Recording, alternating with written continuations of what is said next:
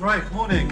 Hi there. Welcome everybody to this special London Festival of Architecture edition of the Cultural Interest Group. This actually classifies as an innovation network because within this room, as you've just heard, you've got local residents, you've got artists, you've got local authority representatives, you've got the Legacy Corporation, you've got academics, developers, you've got the whole thing that you need to bring together sustainable creative placemaking. Bringing all these people together over a long period of time has allowed them to work out what they do have in common, and of course that's the theme of the LFA this year. Hi, I'm Lara Clear. I'm an Associate Professor at the London Interdisciplinary School, and myself, a colleague and two students have been working on this project for the CIG. We were given the meeting minutes for the last 13 years.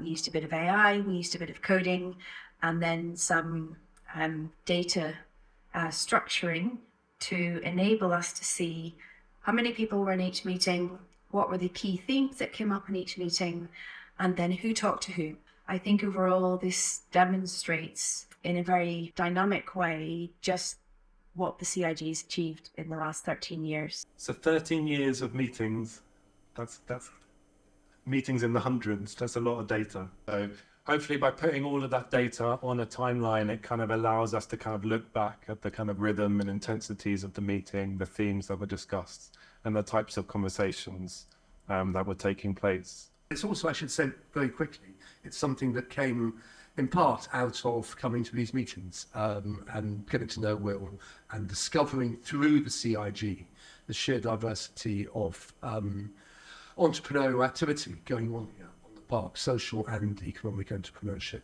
Hackney in itself didn't have a team. So I was like, okay, I'm gonna try and start a team to go up.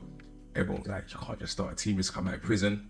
And literally a month later, on the March of that same year, a month later, I started a football club. We are now a semi-professional football club. We play in a 10th division of British football. We've got altogether 18 teams. Again, through the CIG, we met Hey Big Man through Mark, and that led us to have a contract with Nike, who came all the way from the US to actually do a workshop with our young people. And they created these amazing kits that are actually sold out worldwide now. You can't get them anywhere. And we just linked up now with Loughborough University. We've been going to Loughborough for a little while now, and an amazing lady called Jo Simpson who has just left, where we're actually starting our own very own sports college. So basically we'll be offering a BTEC level 1 to 3 in sports. So Loughborough will be running the academic side, we'll be running the football side of things. So that starts in September. We'll start with about 25 students, and hopefully we build it from there. How did the Wickers come about? Okay. Yeah, so the Wickers charity, again, through the CIG, we met a property developer called HWFIQEOP. So when I first came out of prison, I said, I don't want to go back to jail again, so I need to make sure I'm legit this time. Let's create a charity locally. So I said, because our nickname is the Wickers, I said, why don't we call it the Wickers charity? So that's what we created. And then so we're bringing these young people together, teach them about the consequences of youth violence and gang violence, and then play a tournament of football. And so another CIG success that James Penfold from Infinite Partners has become the 32 Borough Cup Crossbar Challenge sponsor. Another good CIG connection there, so well done. It's really brilliant to be here today, and I know Will was speaking about engaging with the larger institutions that are moving in. So hopefully this is the start of that.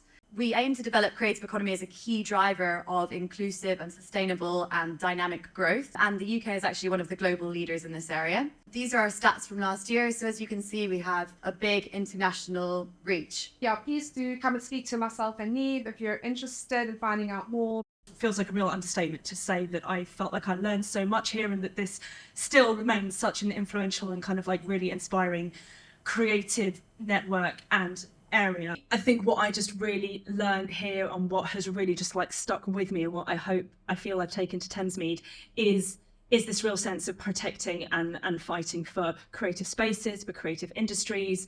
I was part of the wider design and regeneration team at LLDC that, started looking at how do you just like map what is here and start to build some of that evidence And then how do you kind of like take all of that information and start feeding it into policy? So, you know, we did manage to get the retention of affordable workspace written into the Hackney Wick Master Plan. We're starting to see some of the fruits of that labour through, you know, the Creative Land Trust and, you know, the opening of the artist studios just around the corner here. This kind of is something I've tried to carry on. Another thing that I've kind of like really taken from here is this thing about community leadership and really getting the community to lead, like full stop.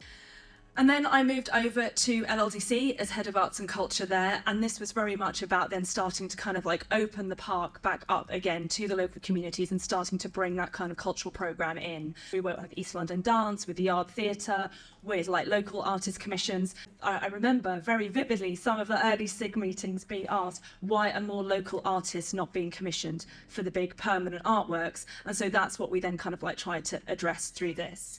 And I hope that some of that still continues in the park. And one of the last things I did at LLDC was to publish this local directory, and this was very much like aimed at the East Bank partners. I organised this kind of like magical mystery bus tour. We're on this bus with people from V&A, from UCL, from Sadler's Wells, and from London College of Fashion. We went to Stratford Circus, to Theatre Royal, we went to Stour Space, and it was about just physically introducing those people to each other. So I hope some of those conversations have carried on, because what I'm trying to say is that we tried our best to sow those seeds. So I'm here to represent, I guess, Pangea, V22 and HATO, who are the named cultural organisations who are on your cultural strategy. But we wouldn't know about this, we wouldn't know about the cultural strategy, been engaged, unless Willa told us. So lots of experience and lots of connections really helped us. So that's why I guess it's really important to have the right people in the room. And just to speak to the area where I come from in Australia, we have a really similar area called West End. It's like carbon copy of Hackney Wick, and we have all the same issues, and we actually have the Olympics coming.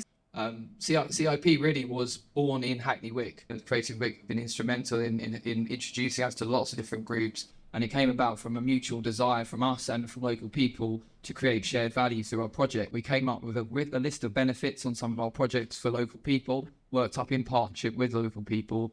We then took it to the planning authority and said, we want this to be a legal obligation. I think a lot of the inspiring ideas that have come out of this long debate we've had over 20 years are fantastic. And the fact that we've kept a creative industry functioning here, I think, is a major achievement, because in many cases, and I'm looking at places like Shoreditch, where gentrification and office forced the whole thing out, and it was just moved on. And I really thought at the beginning of this that we didn't have a hope of keeping it going, that the wave of gentrification would just sweep it all away. And I can tell you, people down in Barking and Dagenham were rubbing their hands. They thought, we're the next Hackney Wick once you all move out. So that's the achievements, and I think that's great. And long may the kind of links and discussions that have been had continue.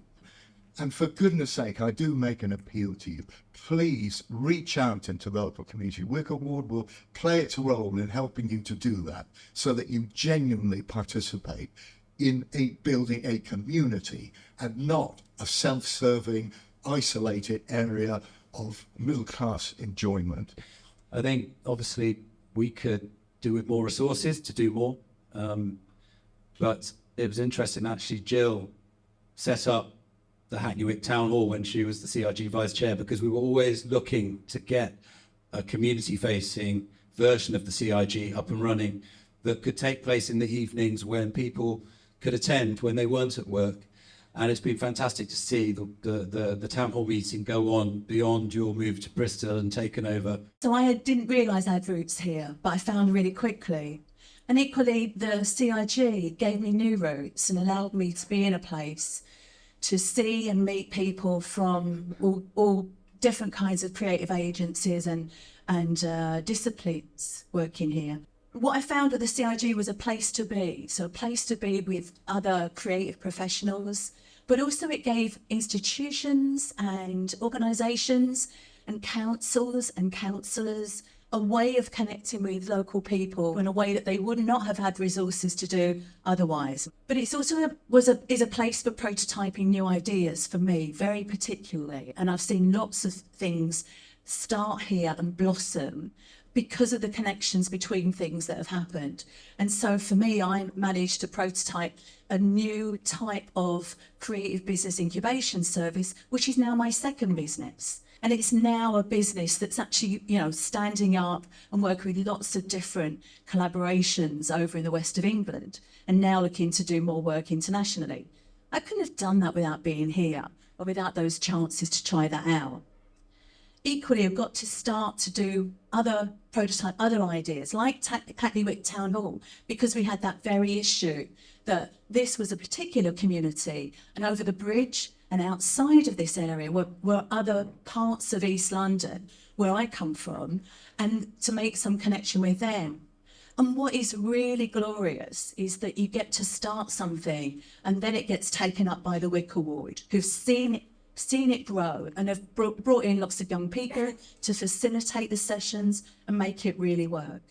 But we've got evidence here of a unique gathering of needs in the area and people connecting. It's not always been gentle. There's been many, many robust arguments between different requirements, people shouting to developers, developers shouting back. We've had lots of, and I think that's the sign of a really healthy space where you can actually do that. We don't all need to agree, and that's really, really important. So no matter what it's done, no matter how many crosswords or resolutions made, it's always needed. And it's really, really great to see it still here. I've been a local resident for 5 or 6 years now, I can't quite remember. I live here part-time and somewhere else part-time. The time I've been around, I've always been impressed with this organisation. I'm impressed with what he's trying to do in terms of linking disparate parts of our community together, establishing a dialogue of substance with potential developers, with the view ultimately of trying to make their area as productive as possible for all the people who live in our area.